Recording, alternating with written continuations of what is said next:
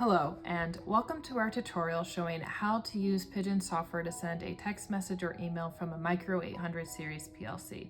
Let's start by looking at our ladder logic. These first three rungs are related to running the mechanical aspect of the program. We're not going to focus too heavily on those. The fourth rung creates a production count based off of input from a sensor. We have total production for the day and a batch production count, so we can receive an alert if it stops producing midday. Rungs 5 and 6 create two different messages to send depending on different scenarios. Rung 7 opens a socket and sends the message to Pigeon.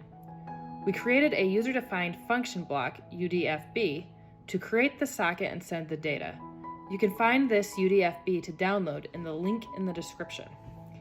When sending a message, you can see that there are three variables we input. We have them defined as message to, port, and IP address.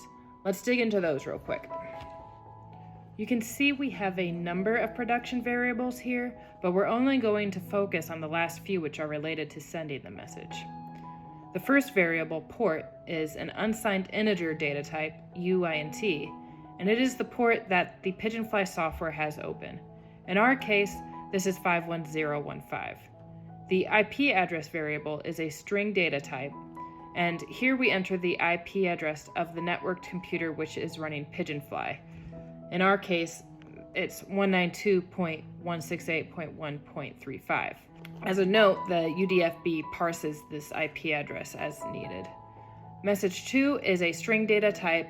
It's the string message that is being sent. As you can see, we've left the initial value of message to blank because we're going to define this based off of specific scenarios in rungs 5 and 6. Now let's investigate how we defined the value of message 2. We're going to focus on rung 5, which sends a message with the daily production count if the total count is greater than 1. It does this by taking the count, converting it to a string, and attaching it at the end of our predefined message string. If we look at the way that we formatted the message variable, you can see that there are three parts to the string. The first part lists where the message will be sent, in this case, leah@pigeon.com.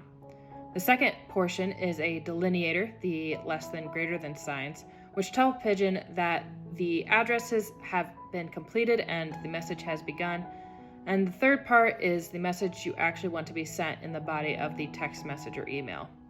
You can send this message to multiple locations by adding commas between the different locations. For example, if you wanted to send to an email address and text a phone number, you would put leah@pigeon.com, comma, and then put the phone number, including the country area code. So in our case, 1-555-310-5555.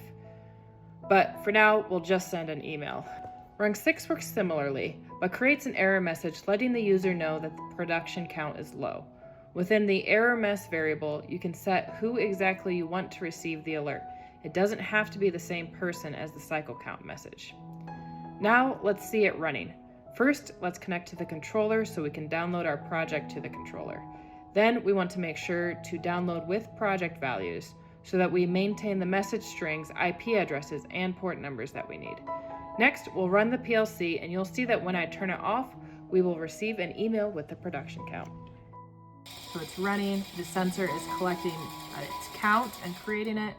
And here, when I turn it off, I'm going to get a message from Pigeon that says the number of revolutions was 17. You can see the Pigeonfly software has received that message. And if I check my email, you will see this message that I've received. The number of revolutions was 17. We would love to work with you so that you can receive text messages and emails from your PLCs. Please see the links in the description for the UDFB and to sign up for a free trial of Pigeon software. We're looking forward to hearing from you.